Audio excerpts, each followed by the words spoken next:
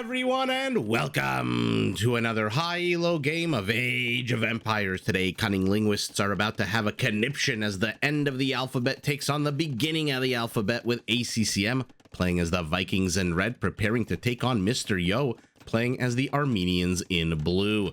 Now, while the players heard their herdables explore the very rich surroundings and try to get their butts up to Castle Age ASAP, because we are back in Empire Wars mode today as the Red Bull Wololo El Reinado tournament heats up. Rather, the qualification stage heats up. Not a bad time for us to take a look at the Civ matchup that we are going to be watching today. And by the way, it is an absolute banger of a Civ matchup. On paper, these civilizations could not be any more similar, but we'll take a look at that in a second. Let's take a look at them individually. First, the Vikings, a powerful infantry civilization. Starting in the Feudal Age, their infantry units come with 20% more HP, can be upgraded to get a decent attack bonus against cavalry, and generate gold when they kill enemy villagers, monks, and trade units. Now, these upgrades definitely benefit their unique unit, the Berserker, a durable, strong infantry unit whose health automatically regenerates. Now, to support their infantry, the Vikings can also upgrade their archer line units to get a small +1 attack boost. And economically, they hit the ground running in Feudal and in Castle Age, since they get both the wheelbarrow and the handcart upgrades for free. Speaking of that Viking economy, which looks like it is being rated softly at the moment, but what a response here out of ACCM. 6 army supply is already available to tackle these two Armenian scouts. We'll see who gets the first kill at the end of all of this, as there is no more escape plan for Mr. Yo and his Armenian scouts. He does take the high ground, does take the first kill, Armenian. Let's take a look at that civilization. Also, primarily an infantry civilization. Their infantry come with extra line of sight, can be upgraded to get extra HP, and are available in Age earlier, which means Armenians can field champions and halberdiers in the Castle Age. Their first unique unit is also a semi-quasi kind of infantry unit, the Warrior Priest, basically a monk that can not only heal friendly units, but can also kick ass if need be. Now, to support their infantry on the battlefield, Armenians actually have also a second unique unit, the Composite Bowman, a foot archer whose attack actually ignores the armor of all land units except for siege. Now, economically, the first Armenian fortified church does come with a free relic. Their mule carts are a little bit cheaper, and their mule cart technologies are more effective, which means more effective Armenian miners and lumberjacks. I'm very excited for this, not only because these are two very potentially aggressive players, but also because, like I said, these civilizations are very similar. So first of all, let's take a look at the map that we're on, because we are back yet again on the good old golden stream.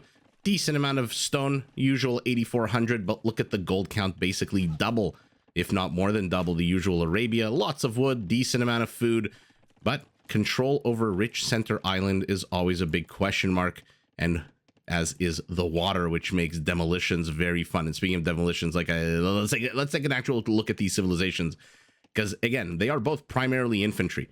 One has thicker infantry with 20% more HP. One has infantry available in Age earlier. And speaking of thickness, 100 HP champions are not to be scoffed at.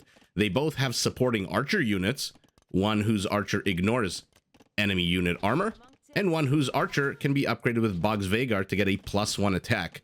Now, if you think the similarities are ending there, you could not be further from the truth, because they are both also pretty damn badass on water as well.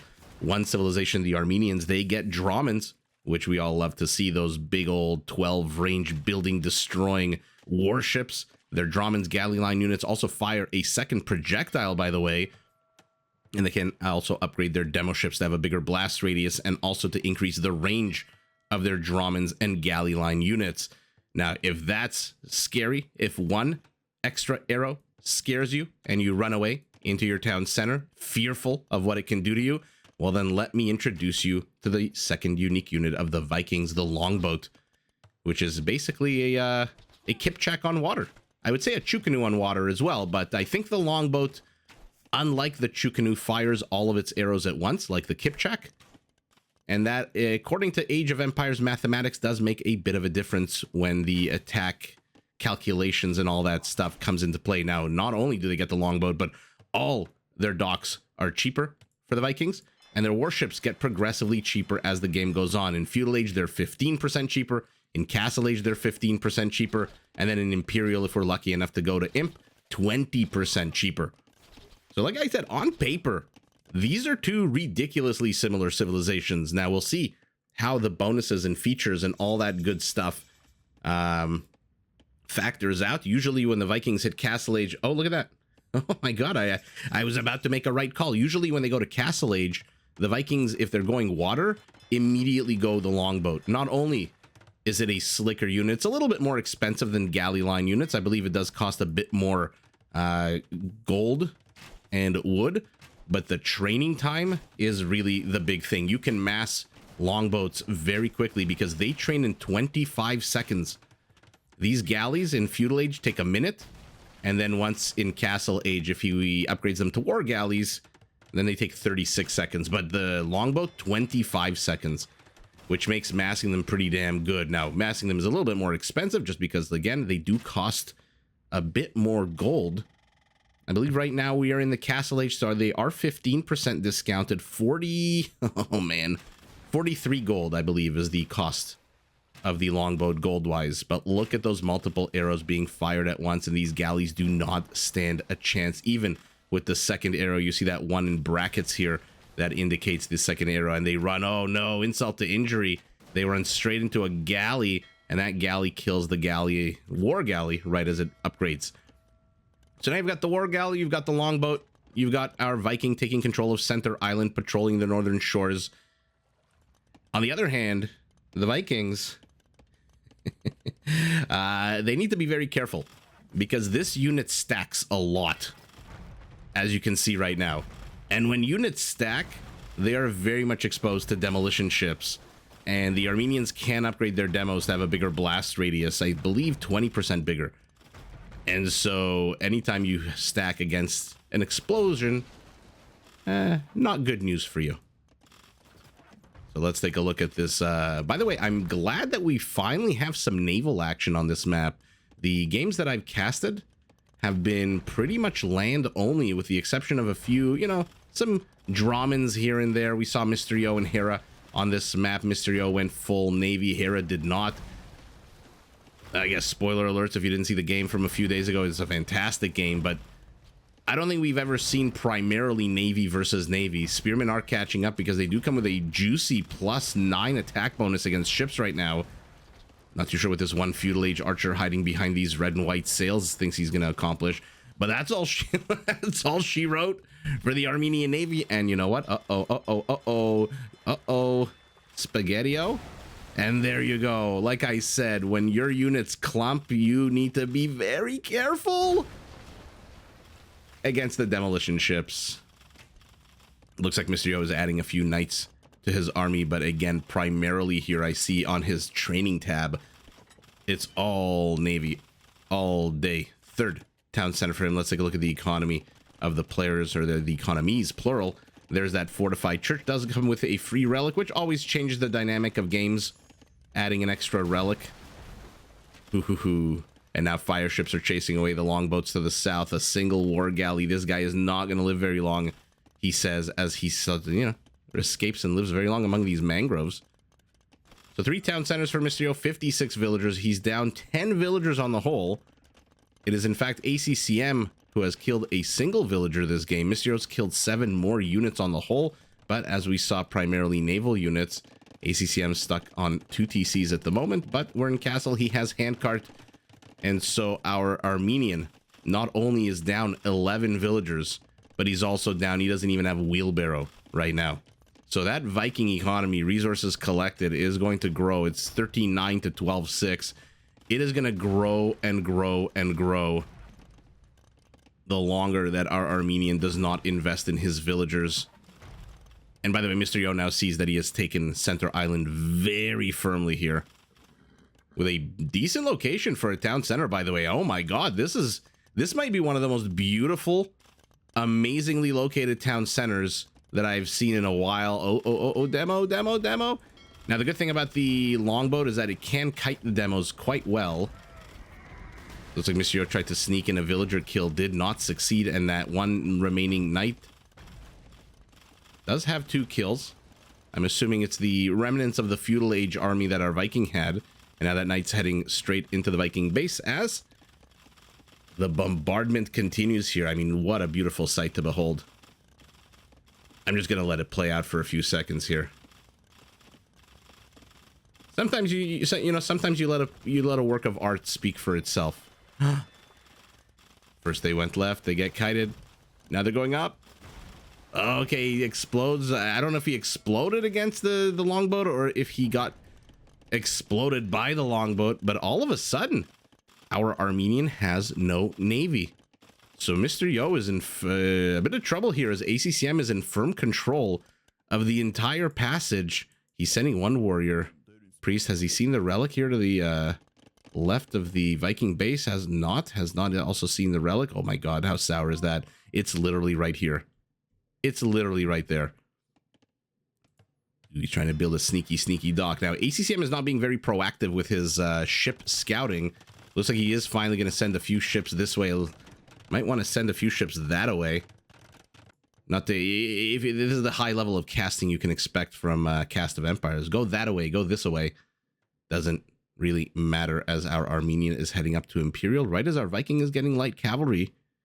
And is also expanding with a university to the rear. Still on... I should have said 2 town centers back at home because there is a 3rd town center.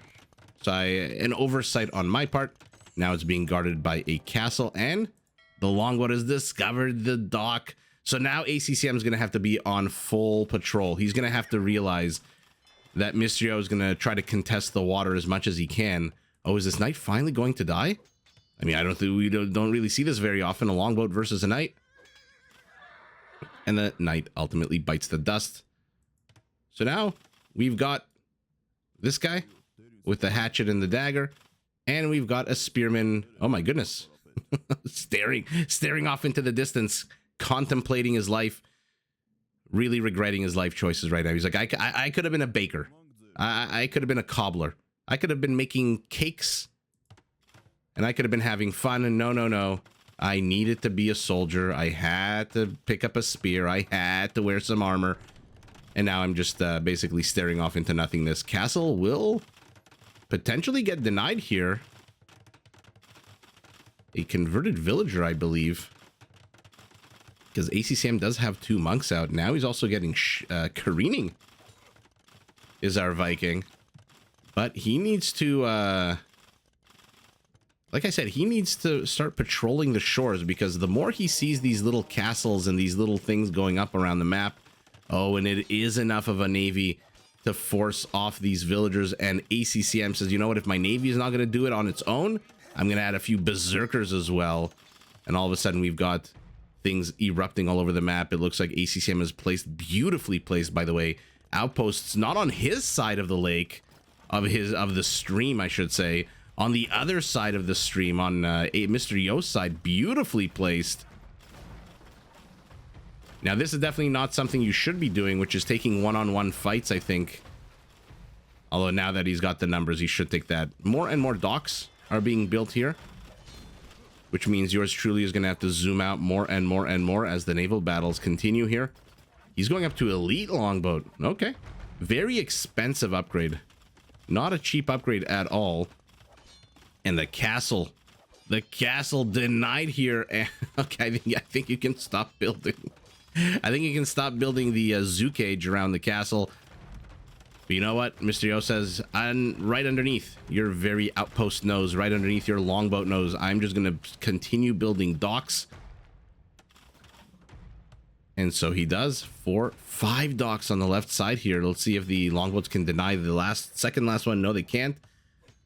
Mr. Yo's got a decent amount of wood, a great amount of gold. He's in Imperial, as is ACCM. So what are we going here? We are going war galleys.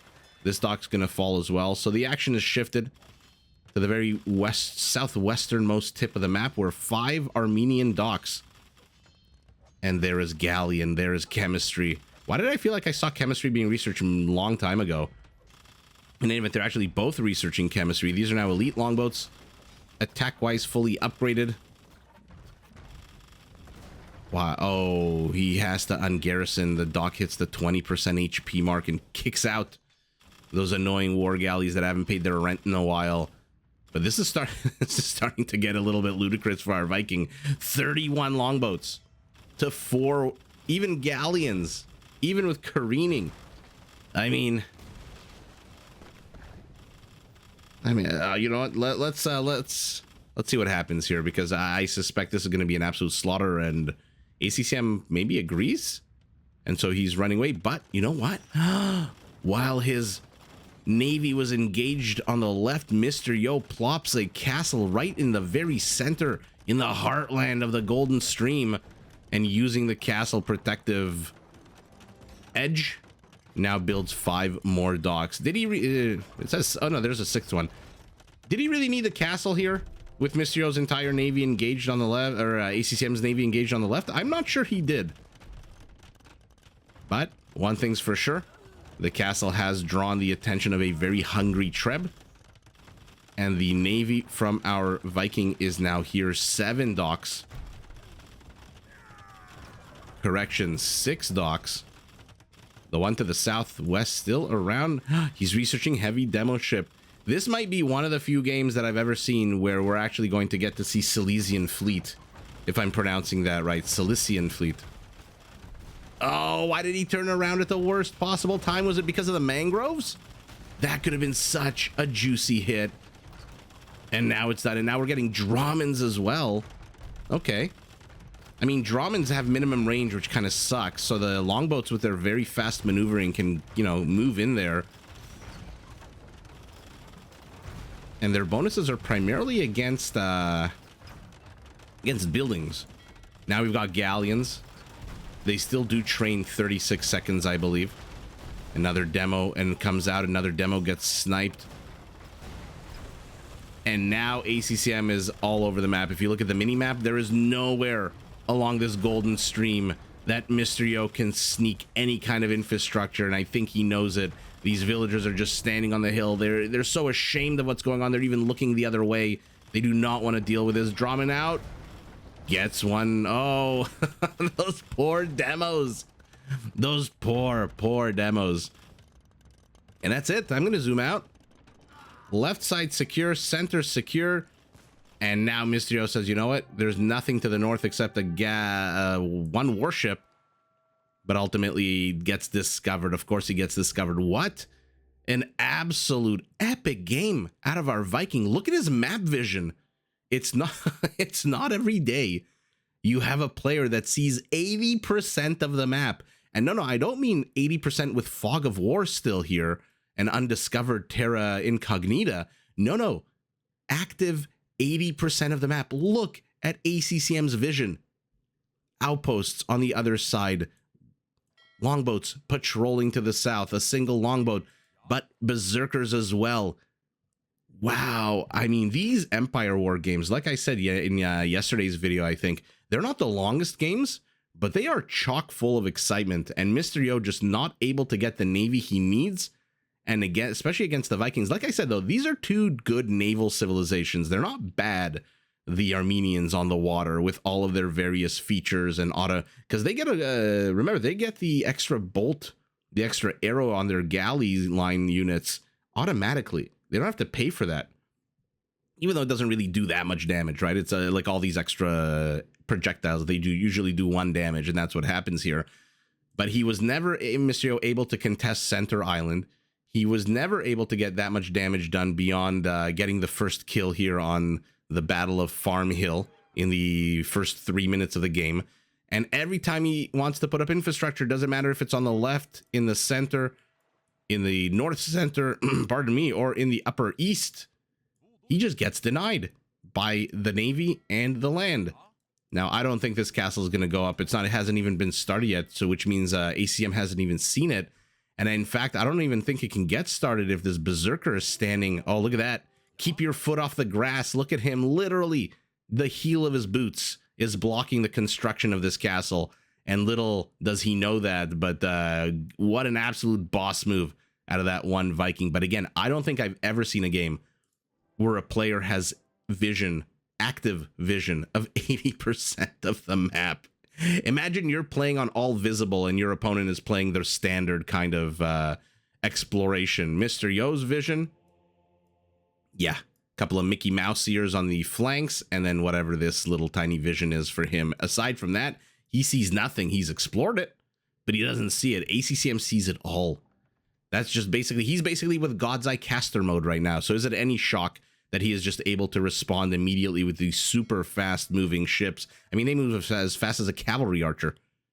And now he's brought out his cannon galleons, which don't move that fast at all. But ultimately, what a ridiculously fun game. 71 longboats to 40. I mean, they're galleons, but most of the game they were war galleys.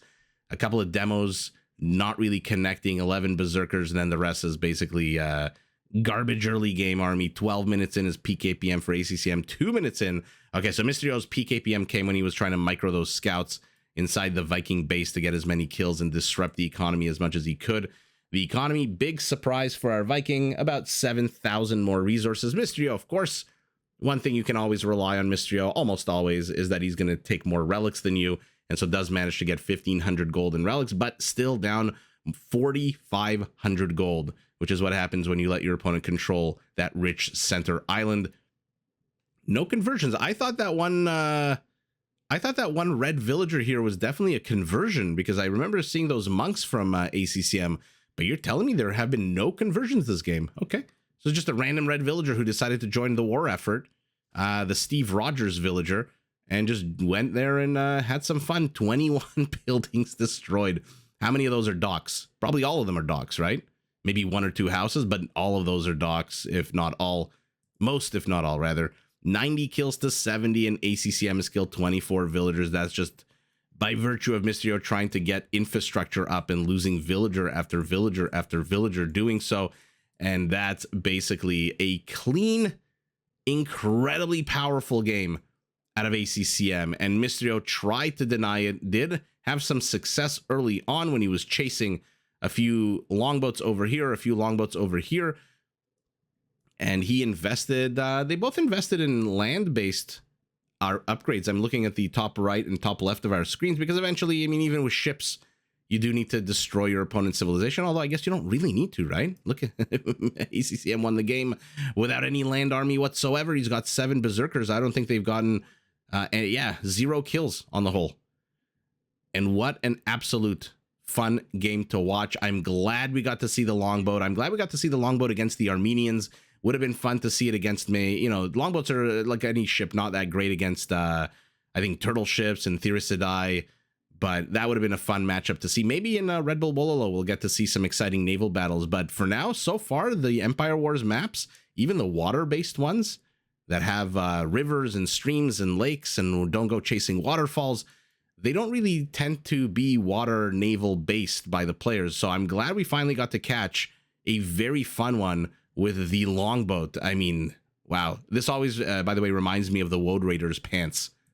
You know how the Woad Raiders multicolored pantaloons, these buntings or whatever they are that are draped on the longboat, always remind me of that. But nonsense aside, ACCM just played an absolute clean Viking game.